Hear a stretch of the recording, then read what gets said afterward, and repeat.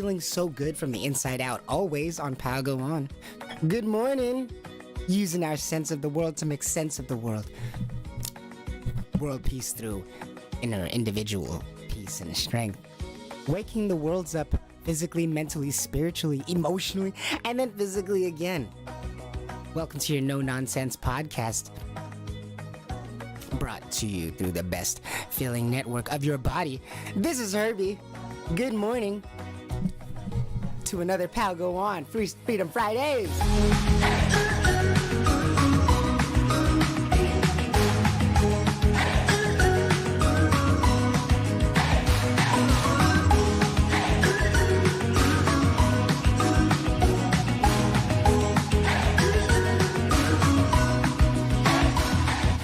Good morning, wherever you are out there.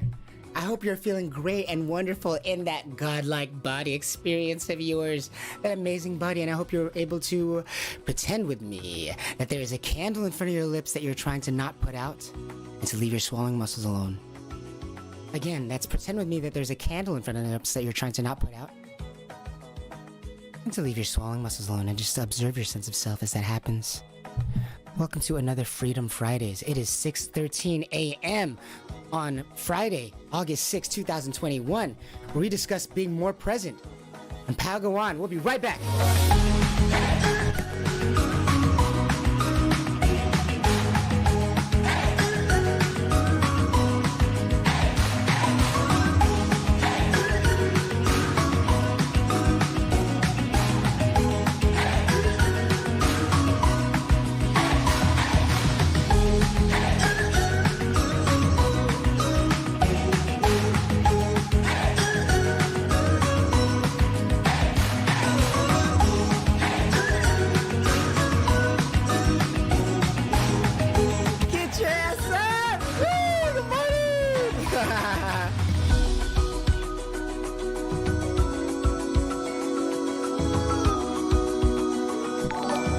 For that host, Herbie Leg.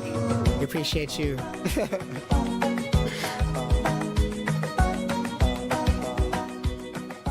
Good morning. Get your butt up. Get your butt up.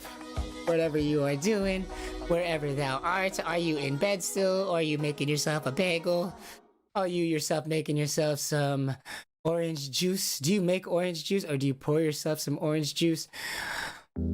Are you making yourself some eggs? Sweet, sweet eggs.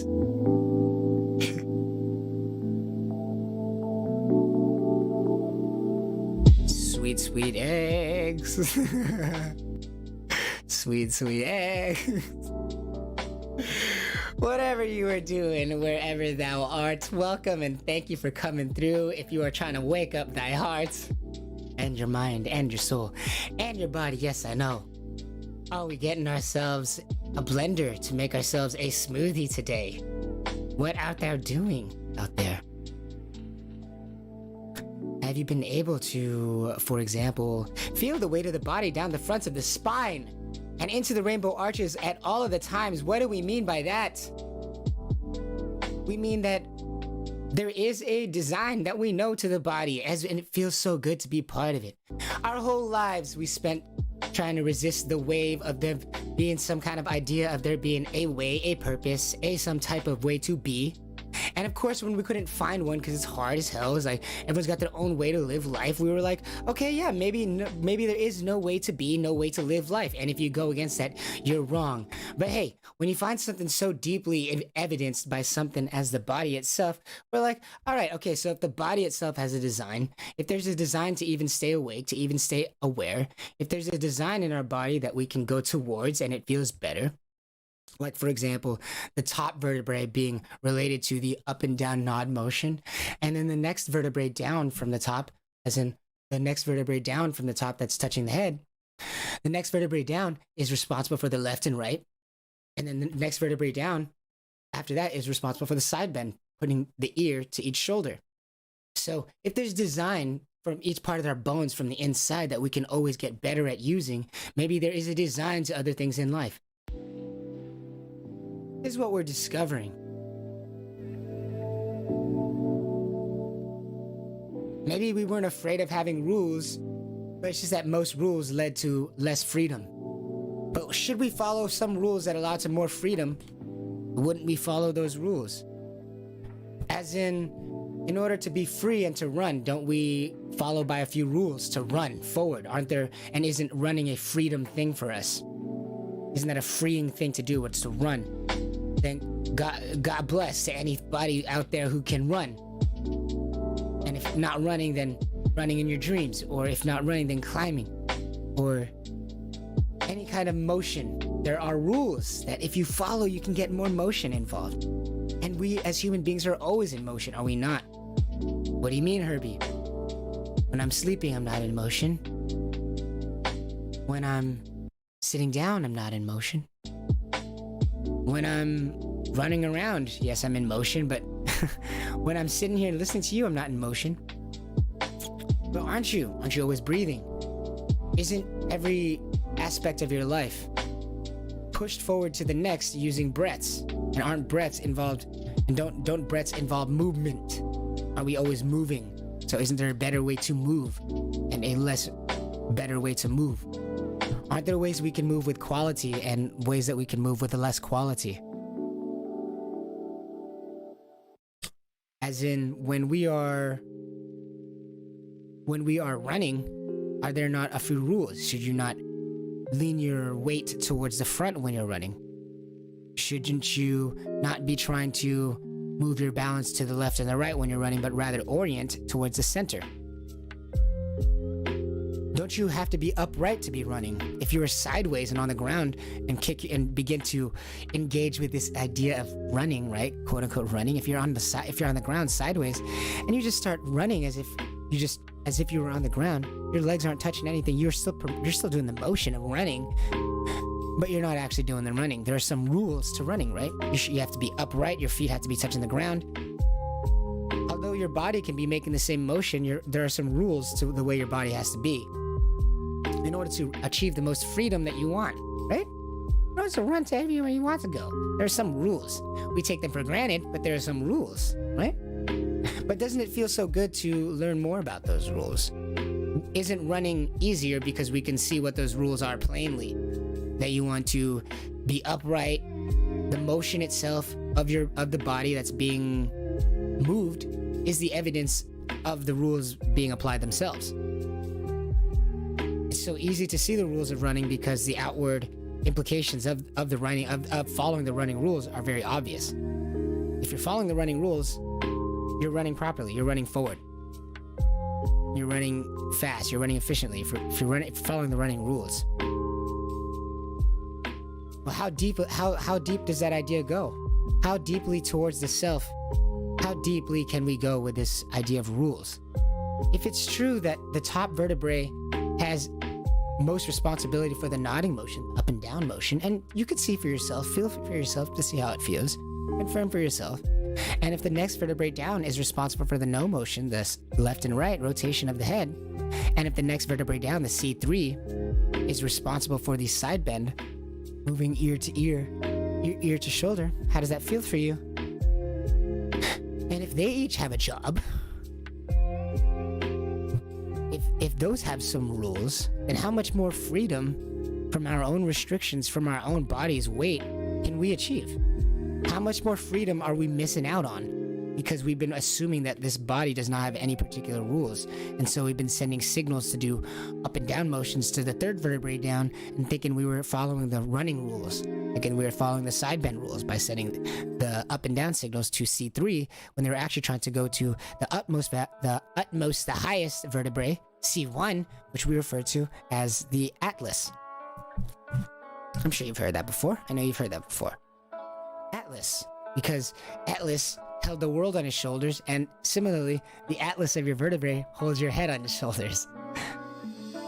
It holds its head on its shoulders, the topmost vertebrae, responsible for the up and down motion, right? So we know that those vertebrae have different responsibilities. So if it's true that different parts of our bodies had different roles that we weren't even aware of, well, how much more juice could be pumping out of this body of ours? It's like finding out that there were extra modes in your car's seats, going forward, backwards, and left and right.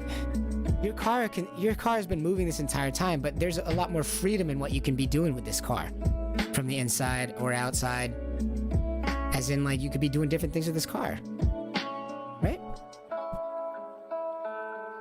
So let's be more present. And how do we be more present?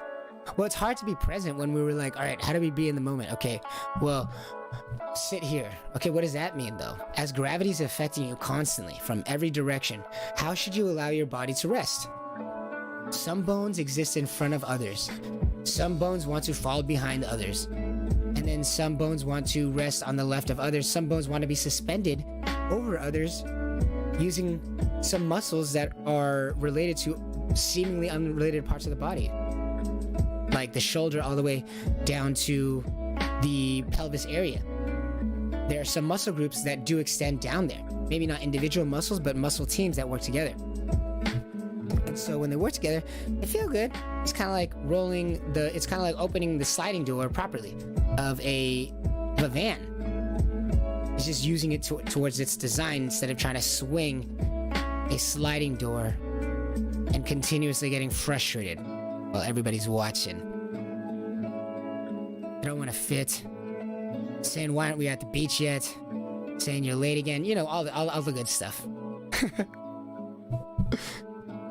So if we found out there are some rules to the body, wouldn't relaxing be a lot easier? Because as gravity is affecting you from the front, from the back. Well, what does relaxing mean?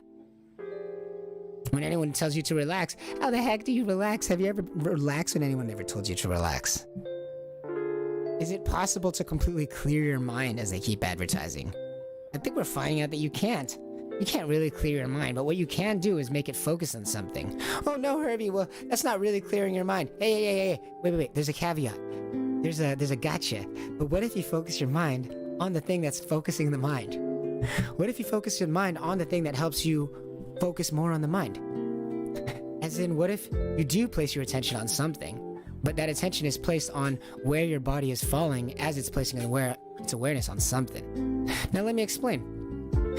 For example, before we move forward, if you would please pretend with me that there's a candle in front of your lips that you're trying to not put out.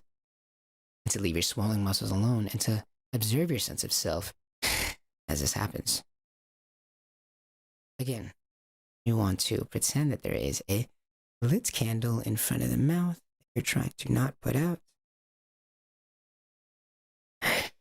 And to leave your swelling muscles alone and to simply be aware of yourself and your sense of self as this happens and just observe.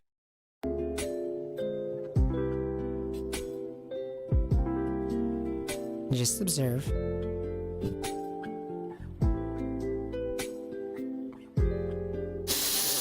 And how does that feel?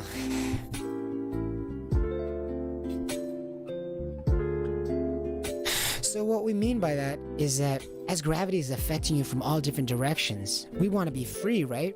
We want to be free. Isn't being free being able to relax at any point in time when anyone tells you to do it? What if you were able to relax and be in the moment anytime you wanted to? Isn't that freedom? So that you would know that every moment that you spent, well, you were truly doing your best. There's nothing on your mind. You didn't feel guilty later on for giving half-ass. You didn't feel like you were self-sabotaging again. You didn't feel like you were being backhanded. You didn't feel like you were giving them the shit end of the stick. You didn't regret it later. And most of all, you didn't feel like you did it in anger. So you actually feel like you retained the moment that happened. Wouldn't that be what relaxing at any time you would be able to? Isn't that what relaxing would be able to do to you? Live in the moment 100%.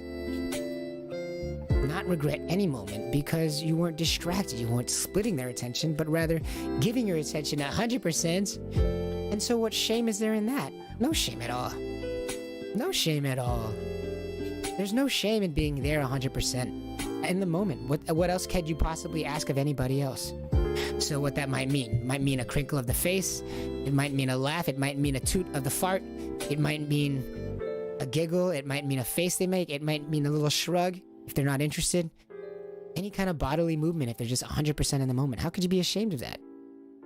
You're just completely in the moment. Aren't you invested in the moment completely? Even if someone's telling you a story, you're like completely invested in the moment. What do you want from me? You know? You made a little, hey, you weren't supposed to laugh at that. Well, I mean, I must have found something funny about it. Right? Being 100% in the, I mean, at least my attention was devoted there. Right? How can you be ashamed when you're just 100% in the moment? Isn't that what we just can ask for the most for anybody at any point in time? To be in the moment. It gets all weird when they start thinking about other moments. They start planning, they start anticipating, but just being in the moment, just experiencing the moment with people, whether it be funny, sad, serious, light, dark, heavy, whatever the moment might be, being 100% in the moment. Can anyone blame you? Is there any shame in the way you react if you're just 100% in the moment? Just paying attention to every layer of the moment, every layer of consciousness of the moment. Physical, emotional, mentally, spiritual. All of the rituals, all the LEs. Physically, emotionally, mentally, spiritually. All of the alleys. All of the alleys. If you're just 100% in the moment, regardless of state of consciousness, or perhaps all of them, can anyone blame you? Is there any shame involved in that? And isn't there freedom in having no shame? So isn't there freedom in having complete relaxation whenever you want? In order to achieve this 100% in the moment, to achieve no shame.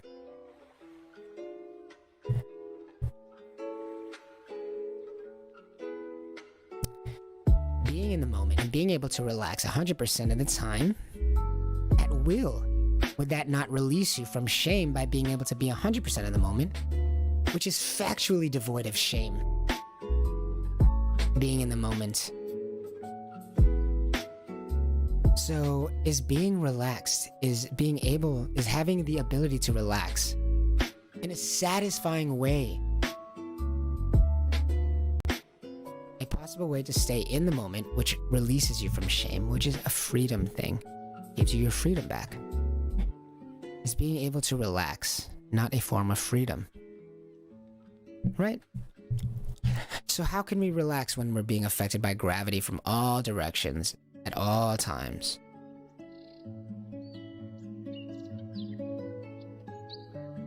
By knowing the design. Isn't that somehow interesting how just by knowing the design can help us relax? Why? Because as we're being affected from gravity from all directions, your head might want to go this way, that way. It might want to go that way. It might want to go this way, that way, left or right, upside down, forward, backwards, twist,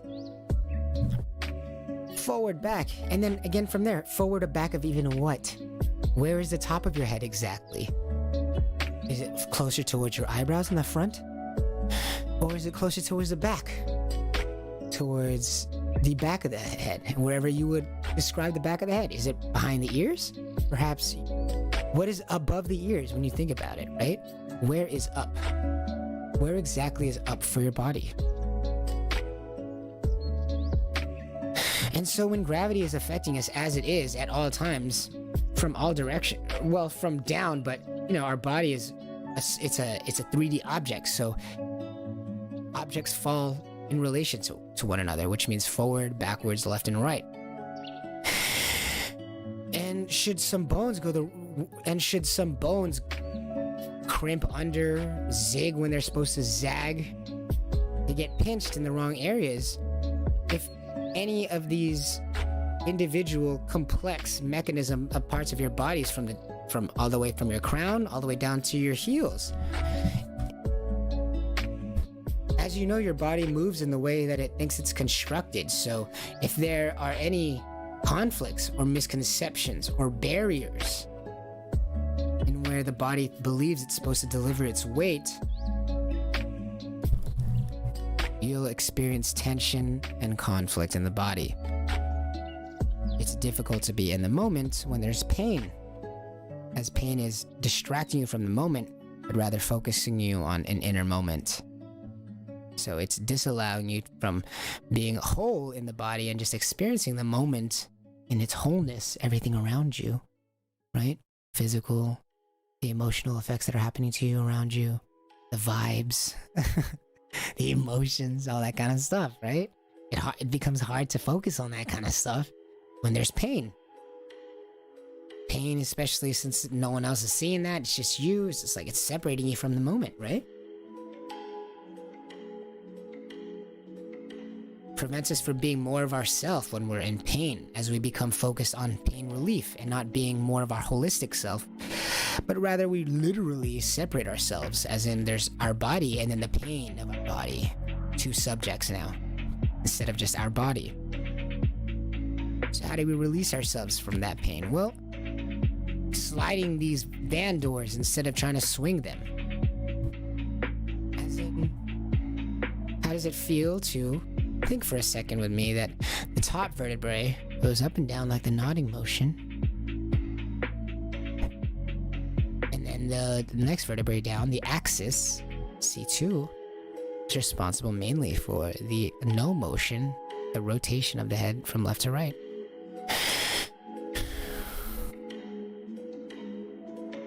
And then the C3, the next vertebrae down, being responsible for, slowly, the side bend.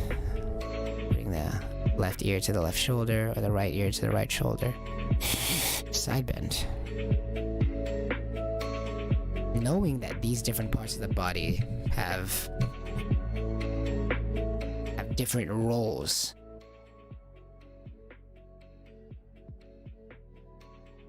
Mirrors the search for rules that we've been searching for, but no rules were ever satisfactory, because all those rules that we searched for, that we were looking to guide us in life, all existed out there. How can they be real when they don't feel good? How can they be real when they don't affect me immediately? How can this spirituality, Freemasonry stuff in this world all this stuff in the world that they're trying to lead you on?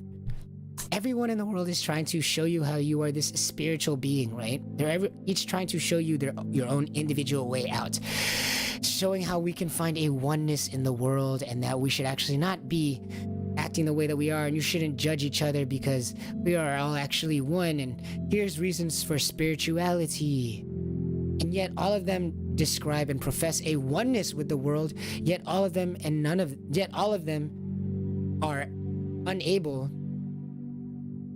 to lead you to this path without taking you on an entire demagoguery, an entire class. You need to take an entire semester of learning before you can feel the effects of what most of these spiritual gurus are talking about. Oh, you've noticed something interesting in life? Oh, so have we. Guess what? You are a star seed. For the low price of paying attention for half as long as I have, you peasant, you rube. For the low price of watching 500 hours of my video, you can start to see some semblance of how to feel better about life. But for the first 300 hours, get ready to feel anxious about something that I keep hiding from you.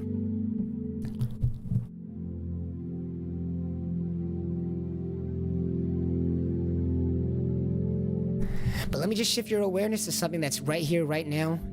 Not some pedagogy, not some, you don't gotta read a dictionary. You put the book down. You do not need this giant rule book. You do not need to establish yourself as a seeker, anything like that, or some kind of star seed or outer world being. Yes, I know you felt all those things. So I'm going to tell you right now is, let me just bring your attention to feeling good. What feels good? There's many things that your body feels good with. But breathing, let's feel good breathing. Don't we all breathe? We don't need to be some crazy machinery. Don't we all breathe? We don't need to be some crazy star cosmic soul into a muscle. Perhaps we are, but we don't need to all see the exact same imagery. You just need to be able to be like, yeah, does it feel good to breathe sometimes? And then does it feel bad to breathe sometimes? Yeah, me too. Have you ever gotten off the wrong side of the bed? Yes, me too. Oh, okay, maybe there's something about that. Maybe there's something about that similarity. Maybe we're all just breathing wrong because there's all these things inside of us right now that aren't chakra related. I mean, they're not chakra exuding. Not with the physical eye. But there's so much we still don't know already. As in breathing being one of the main mechanisms of did you know that you die every 5 minutes, but that counter is reset with a breath? So if you would with me, remind yourself that there's a candle in front of the lips that you're trying to not put out. And to leave your swallowing muscles alone.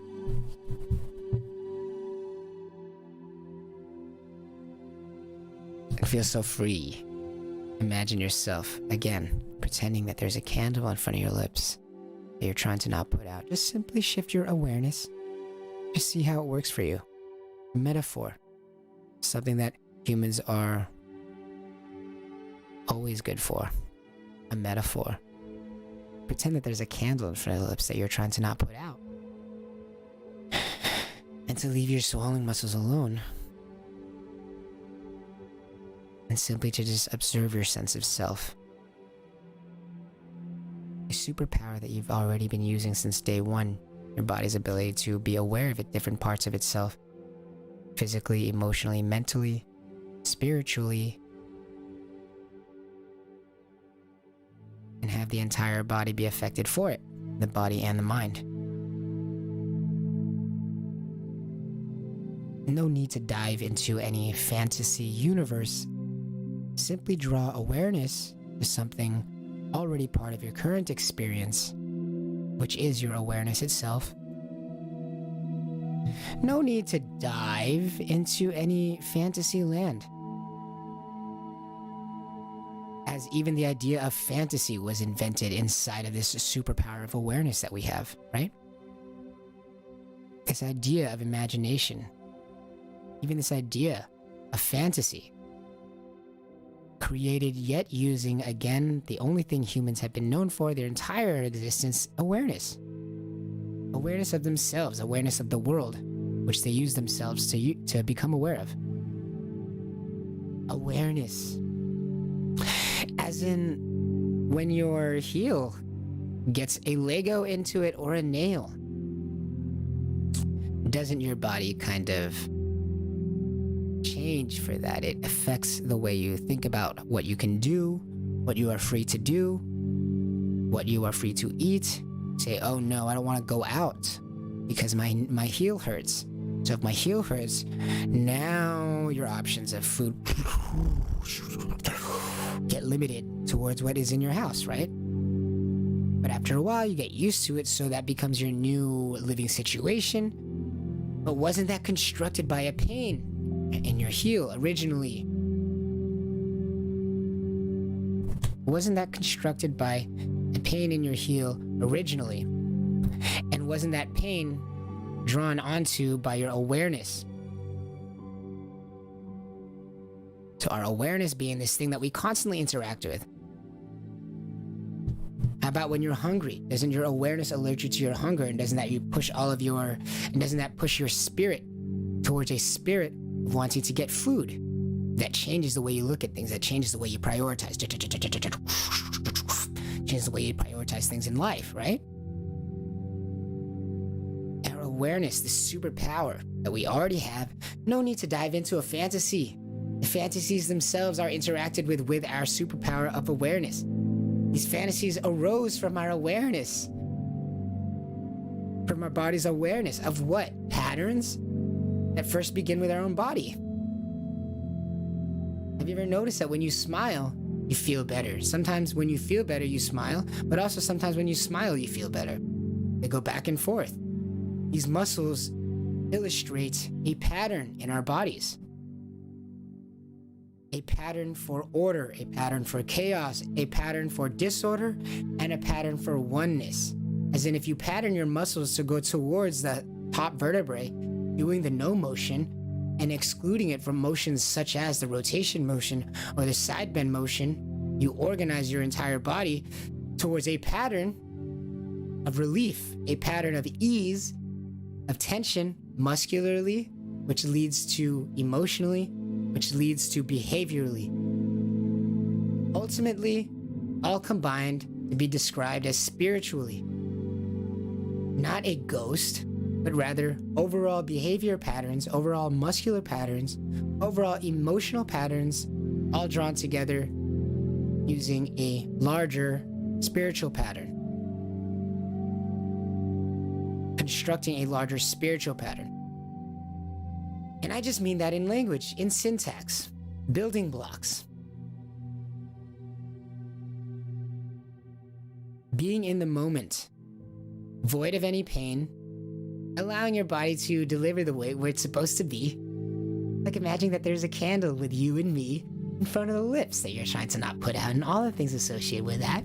The heat rising, or the way your face reacts, the way your nose reacts, everything associated with pretending that there's a candle in front of your lips that you're trying to not put out. And to leave your swallowing muscles alone. Doesn't that metaphor affect your sense of self? How does it affect your sense of self? Using our best power of awareness to do something like create a metaphor. Are you able to imagine with me that there's a candle in front of the lips? Not about yay far. Don't think about exhaling or inhaling. Just a candle in front of your lips that you're trying to not put out. And to leave your swallowing muscles alone. And the same way you assess whether you woke up off the good side of the bed or the bad side of the bed, you just assess your sense of self. Being in the moment, allowing the weight to be delivered where it desires. By pretending there's a candle in front of the lips that you're trying to not put out, which moves your whole body forward, does it not? As you begin to activate more of those forward muscles. Move your body forward towards more of the weight-bearing portion of the spine, which is the front. We're going to take a short break. We are reaching this half hour, so we are going to take a short break. But isn't the way to get most freedom by being most present in the moment? Isn't that true? The way to feel most free in the world, in that body of yours, isn't it? To be most present, to be more present. Isn't it to be more present? We'll be right back.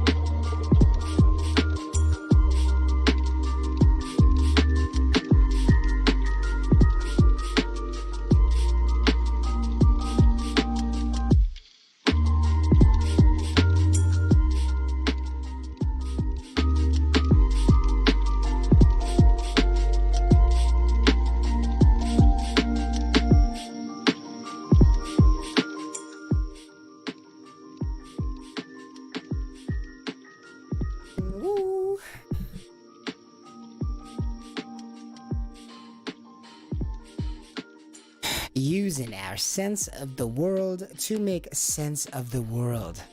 Achieving world peace through individual strength, individual world peace. Waking the worlds up mentally, physically, spiritually, and then physically again. Why? To feel better.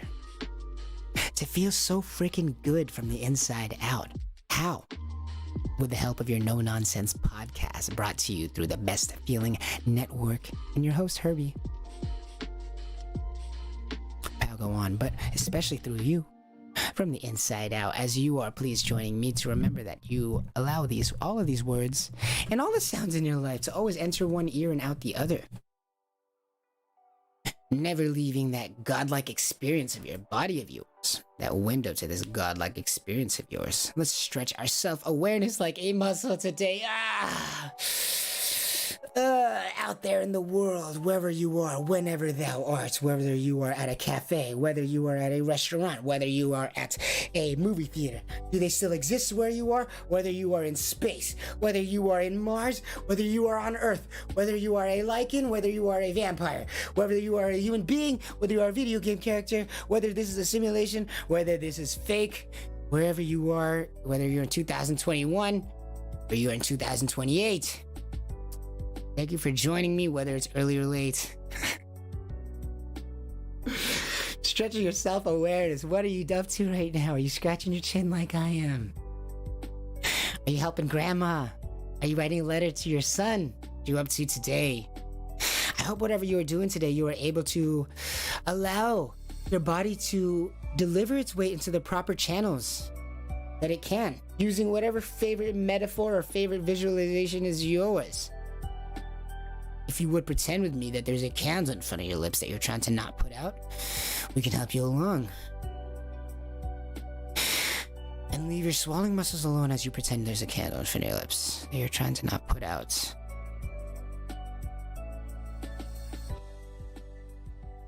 And to observe your sense of self. How does your self feel? Does your left shoulder feel more forward than your right shoulder this morning? Are you being aware? Are you being made aware of the fronts of your shins?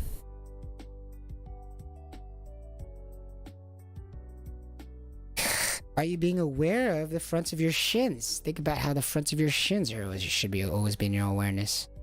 Even from fetal position, you are in the front of your shins. So are the front of your shins in your awareness? As we are feeling more and more free, physically, emotionally, mentally. Is it not true that the way to achieve most freedom is being the most present?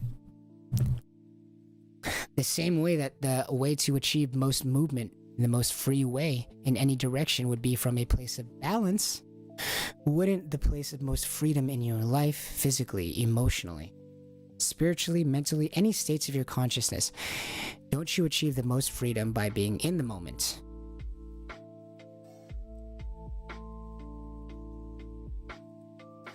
And don't you want to feel free, to get a good breath, to feel free? How is it possible to be physically, emotionally, mentally, spiritually, or any of the alleys? How is it possible to be in any of those not in the moment? How is that possible?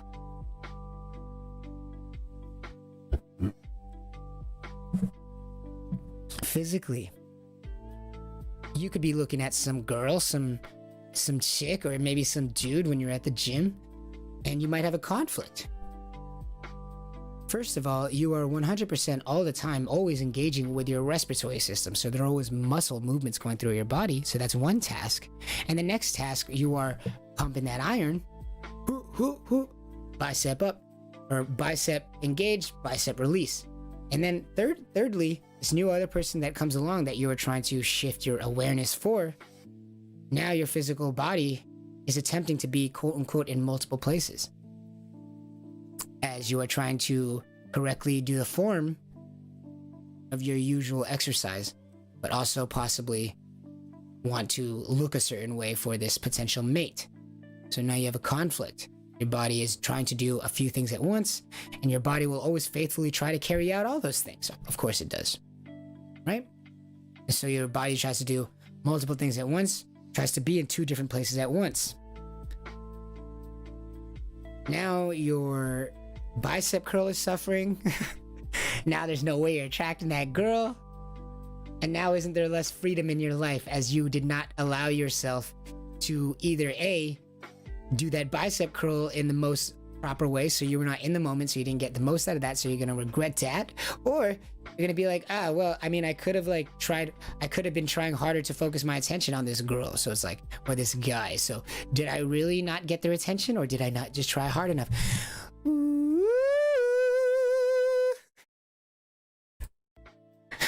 Right? We give ourselves room for that, and so we restrict ourselves from freedom by not being in the moment. And those were a few just there, right? That wasn't just physically, because as we know, all of them are matrixed all together. So if it's physically, it's also some form of mentally, also some form of spiritually, and for sure there's also some type of emotionally, right? Every moment and every part of your body is, remember it's located, right? Remember how every part of your body is associated with physical stuff, emotional stuff, spiritual stuff, all sorts of stuff. Not, I mean, not like wispy stuff, but like literal stuff. Like, when you're a child, when you're sucking on your mama, like there are only certain muscles that are being used most during those times, right? Because your body can't even like lift your head up. So all of your muscles are being focused on this top vertebrae, which is just, it's just that sucking motion. So those muscles from like when you're like very, very small baby, like they're closer to the center of your body and everything.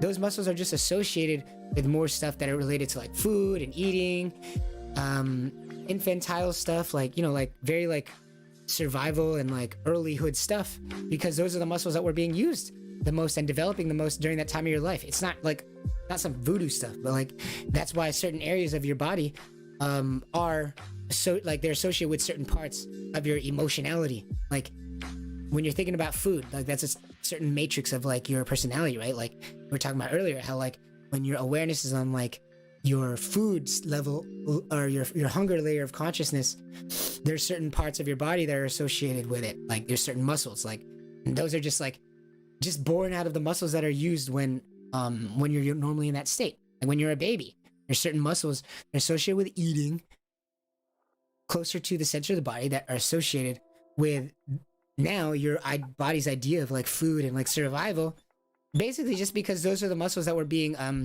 developed the most during the time your body was most concerned with those things. Now, what else does your body concern itself with? Well, after food, you got emotions, because you become more self-aware. You become more sentient to your self-consciousness. So you become more protective of your own nature, your own state, your own safety. So that brings emotionality. And then what other layers of consciousness might there be that are more complex than a child as you get older? As you guys might doubt me out there, thinking like, oh, maybe, well, really, everybody's always hungry all the time. Yeah, but your ideas of your needs get more complex over time, as your muscles get more complex over time, as your ability to function in the world gets more complex over time. Just as we described earlier with that example with that pain in your bottom right heel, if you had like a nail stuck in there. Over time, if you're stuck with that pain, you learn to live with that pain. Your scope in life of what you view possible with your body limits down, so you change your day-to-day business of what you concern yourself with to be within those restraints. You don't concern yourself with what you will do tomorrow if you're able to fly, because you know you're not most likely going to be able to just lift off the ground and begin flying like you would want to, in the way that you would want to. So you don't concern yourself with those realm of possibilities. So your idea of freedom is limited to what you know you're able to do, and what you know you're able to do is limited by the pain that you experience when doing those things, or the restraints or the barriers that you have. And isn't pain a barrier? Isn't pain a barrier? You might say, oh no, I can withstand pain. I can run a mile even with a nail lodged into my heel. Really? Like how long though? Is it not a barrier of some sort? It's a barrier of some sort. Pain is a barrier. So with pain being a barrier, isn't there pain happening to us at all times? Isn't gravity itself a pain? Isn't there always something trying to bring you down? Isn't gravity itself a pain? Always trying to bring you down. My back hurts. My head hurts. My legs hurt. Why? Is it because there's always something trying to bring you down? And is it because us humans are always trying to do something against that? We're always trying to stay upright. We're rebellious creatures, aren't we? We're always trying to stay upright. We're like, you trying to keep us down? Hell no, we won't go. So we found ways to stay up, right? Our bodies naturally found ways to stay up and to breathe well while doing that. Isn't that amazing? Well, how much attention do we really give it? How long until we knew that the top vertebrae had the responsibility of the nodding motion, that the next vertebrae down had the responsibility of the rotating no motion related to emotion eventually? How long until we knew that the C3, the third vertebrae down from the atlas, was responsible mainly for the side bend?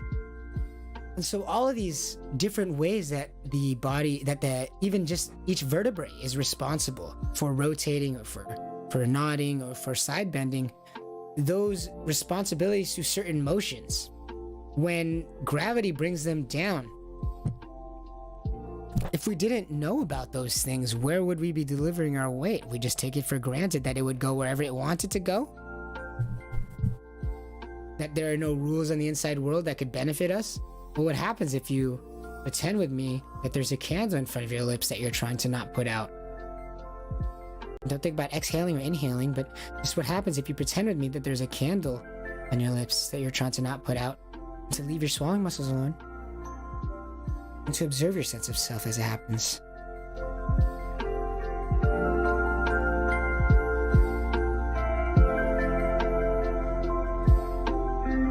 Don't think about inhaling or exhaling, just pretend there's a candle in front of the lips that you're trying to not put out, and to leave your swallowing muscles alone and observe your sense of self. This happens.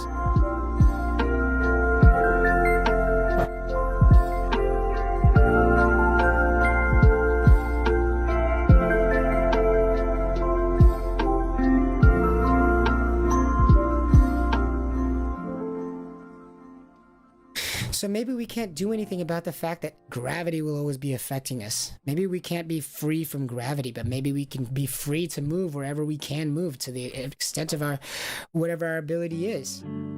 But even our idea of freedom, we should hold up on that, buddy. We should have some humility.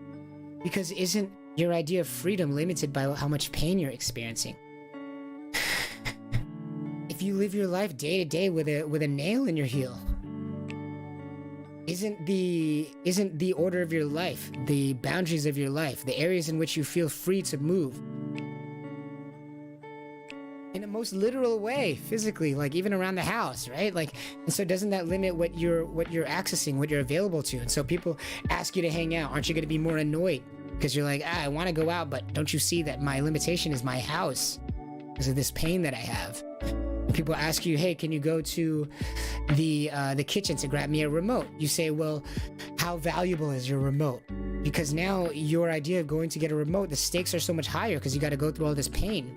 Whereas if you didn't have the pain, you'd have freedom to emotionally engage with that friend of yours.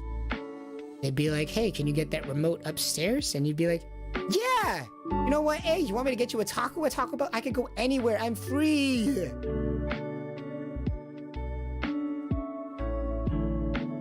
What it takes out of us is largely dependent on how much freedom we feel, which is largely dependent on how much pain we feel.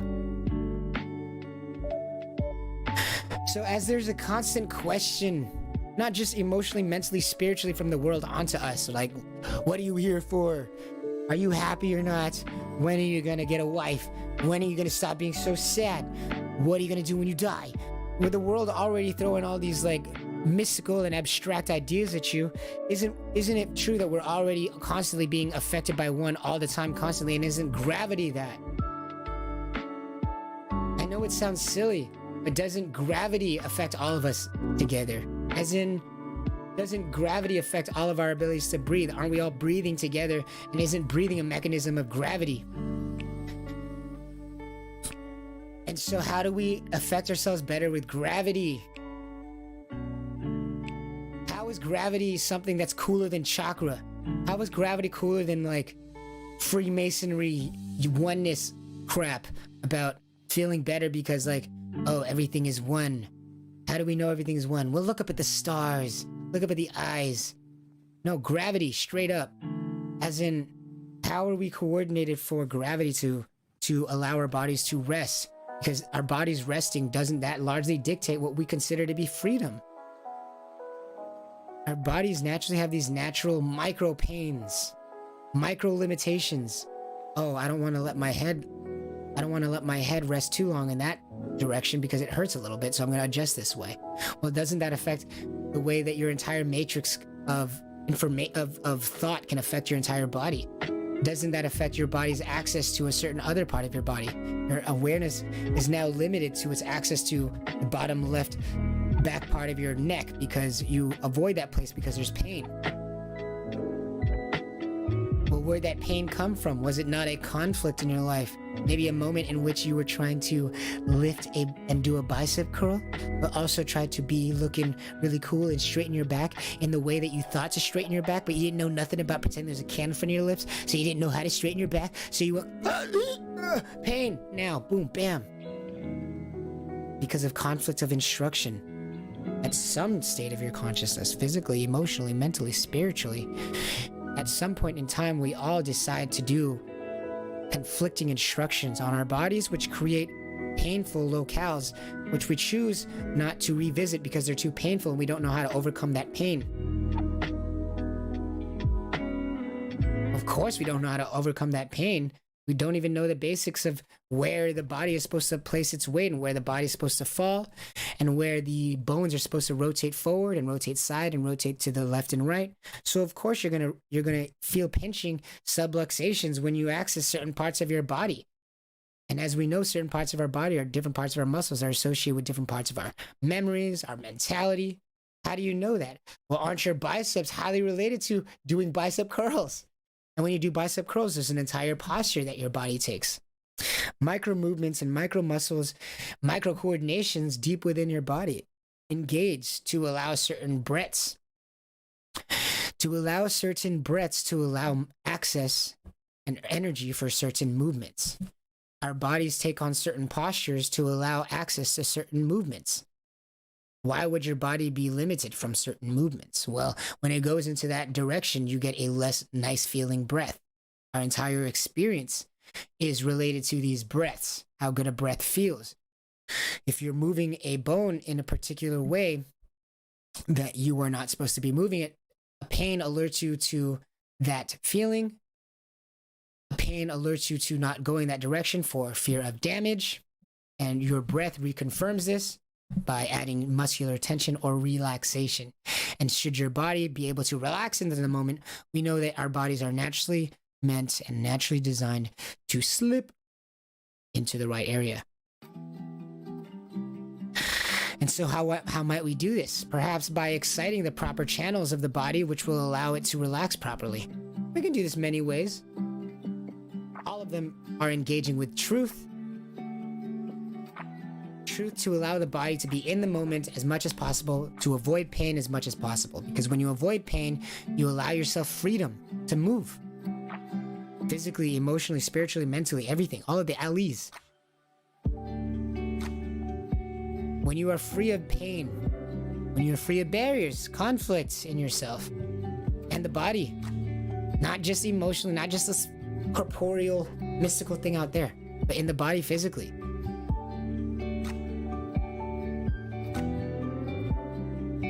Like, even for example, if somebody told you to be quiet when you were intending to be loud, isn't there now a conflict of instruction? In that you're trying to be quiet for this other person, but on the inside your body wants to be loud. You create conflicting instructions, and if there's pain involved, the pain locks the muscles in that position, that becomes hard to revisit, because trying to access those muscles, because there's conflict involved, becomes confusing to the body. And if you don't have any basis or grounding at all to what the body's supposed to be like, we didn't know that the top vertebrae is supposed to go up and down while the next vertebrae down goes left and right. If you didn't have an opportunity to separate concerns into their proper areas instead of overlapping jobs, all these different parts of the bones, which would cause subluxations and pinchings, then perhaps we could actually find our way some comfort and relax our body and find our way to this pain and relax our way into that pain and integrate that moment and that memory into our lives again so it's not painful, and reintegrate all states of consciousness that are related to that body and muscle team that was involved in that moment that might have been traumatized out of us.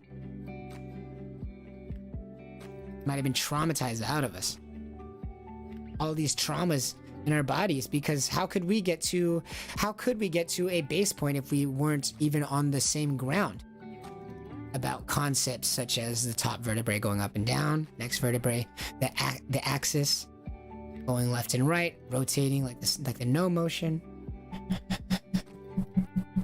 and then the next part down, the C3, doing the side bend, the left ear to the left shoulder and the right ear to the right shoulder. If we weren't even aware of the body having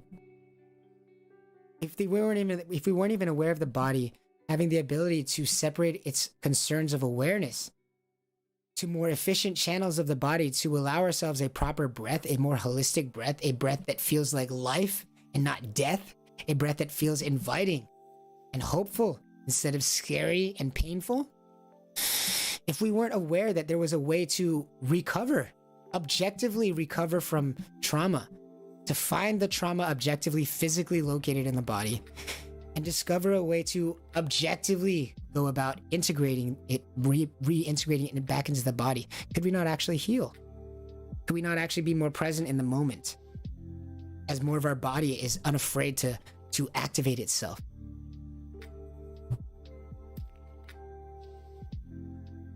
As in, there might be pinching and subluxations that were caused by traumatic moments, that when your body is in the moment and trying to experience all that's in this moment, it's like, oh, what's that? What's that sound? What's over here? What's this emotion I'm feeling over here? What's this sensation? Ooh, what's that? What's this? And wants to be life-loving, wants to understand all these different sensations on different layers of consciousness that it's feeling: physical, mental, spiritual, emotional, temporal.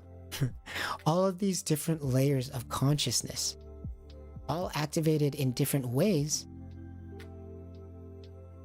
and all wanting to be free access and free real estate for your awareness to access at any given time, to feel the infinity of every moment. The best way to feel free is unhindered by any pain or conflict. The best way to feel free and to feel all of that self of yours, all layers of yourself, is to be free of any pain, so your body's not afraid to go anywhere. As it stands, when you have trauma, it's afraid to use some parts of your body which may be involved in making you feel so good and expanding those lungs as far as they can. There might be some conflict that prevents your body from going there. It's too afraid to. Last time I went there, it hurt a little bit, and that made me not want to experience this moment again. Right? It moved the ribs a certain way, which caused me to think that my head moved a certain way, which it really doesn't, but I didn't know that at the time. So now I'm afraid to touch those muscles, because those muscles are associated with this web of pattern that moves my neck in the wrong way, and I don't know how to fix it. In order to feel ourselves completely free, to feel ourselves physically, emotionally, spiritually, mentally, in all layers of consciousness, doesn't it need to be void of any pain? Doesn't it need to be absent of any pain? So in the split moment notice, so fast before your intellect, your consciousness can even notice, your awareness is already there, wanting to feel this moment, isn't it? Even before your smarts can get there, your body's there. So the only way for it to feel free is not consciously, but it must reintegrate all parts of our body so that it's free to move there without pain again. And is that some kind of mysticism? Pain. Or is that something that we're very familiar with? Pain. So now pain doesn't become an enemy. Now pain is not the enemy, but rather a friend, as it's reminding you as to how to rebalance the body. Should you actually know how to do it? As in, should you actually be aware that the muscles and the bones have a design?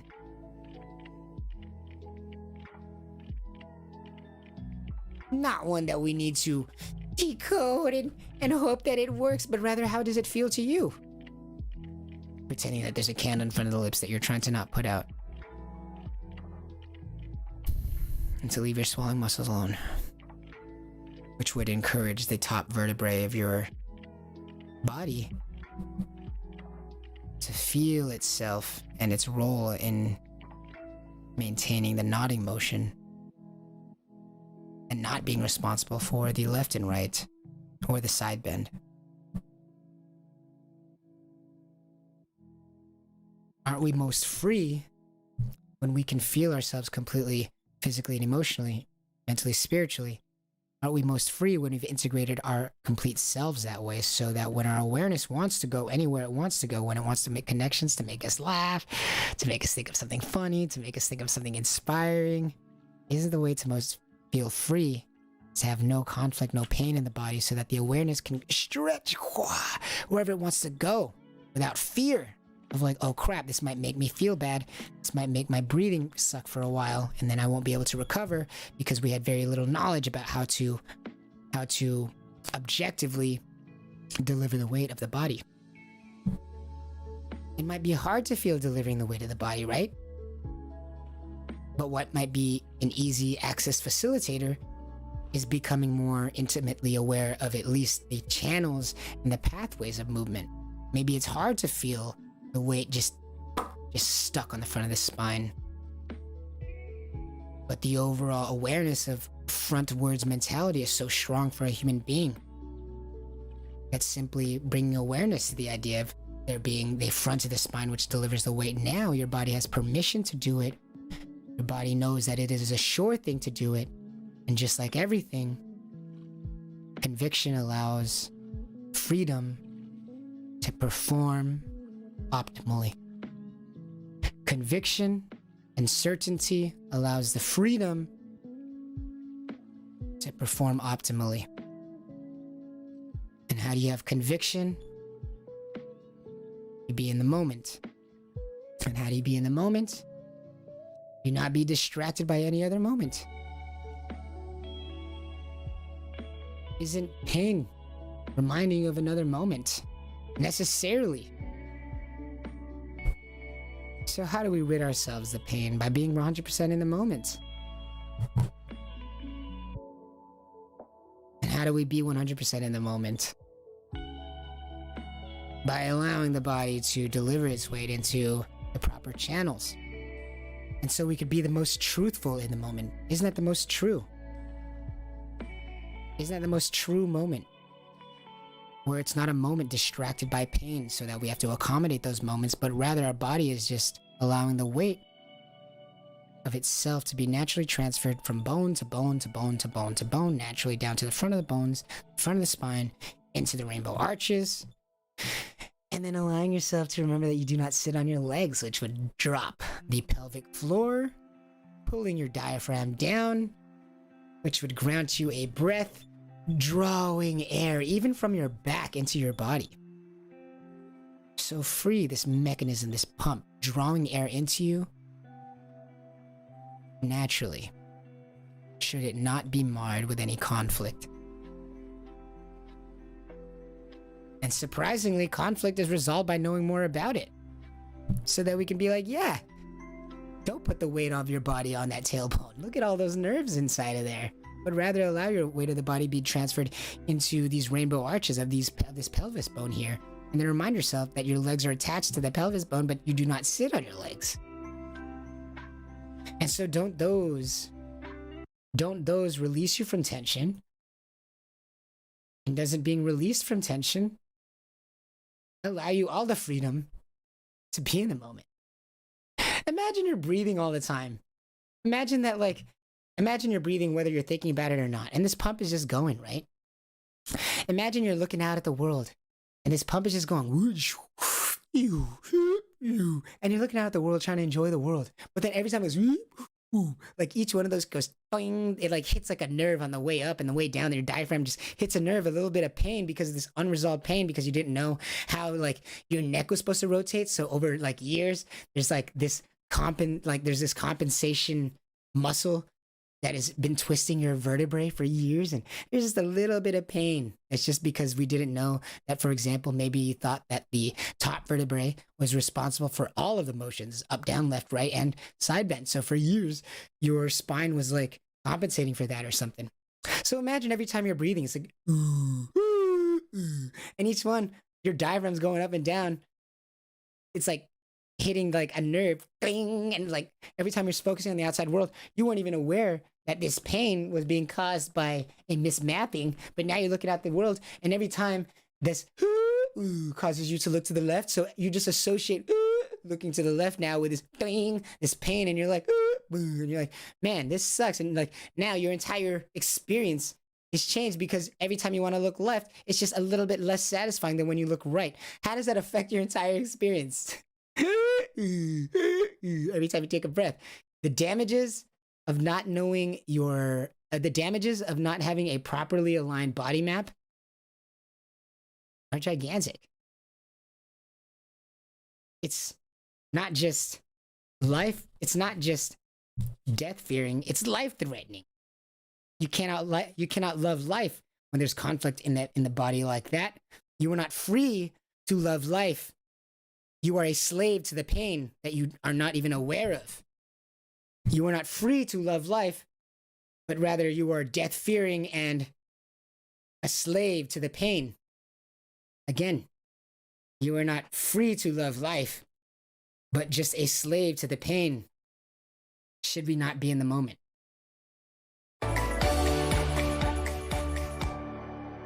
Should we not be present? So how do we be more present?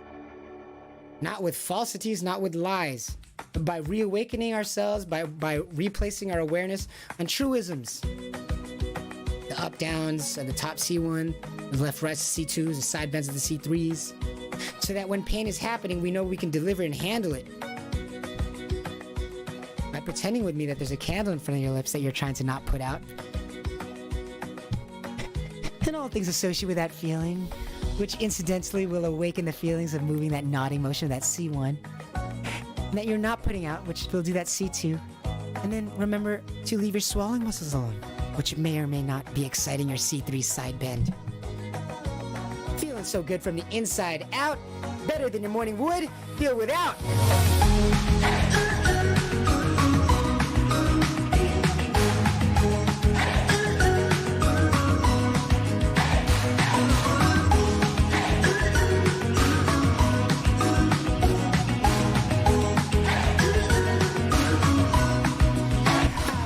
To feel the weight of the body down the front of the spine and give your body permission to deliver weight into the rainbow arches like all of the times. Remember to keep the front of the shins into your awareness like you're in the fetal position, and then remember that you do not sit on your legs. This is not magic, no, I said. Rather a re-meeting of you in reverse almost. Your body's design created from you, from all of your actions and behaviors over time. Put your life on the line. Remember to be more present, to get more freedom. Pain restricts you from that freedom. Lack of pain is the freedom. We'll see you on Monday. Love you. Have a great ass day. I'm your host, Herbie, and this has been Pagawan. Have a great Freedom Friday. Remember the candle. Remember the candle. See you guys. You guys, let's be. Love you guys.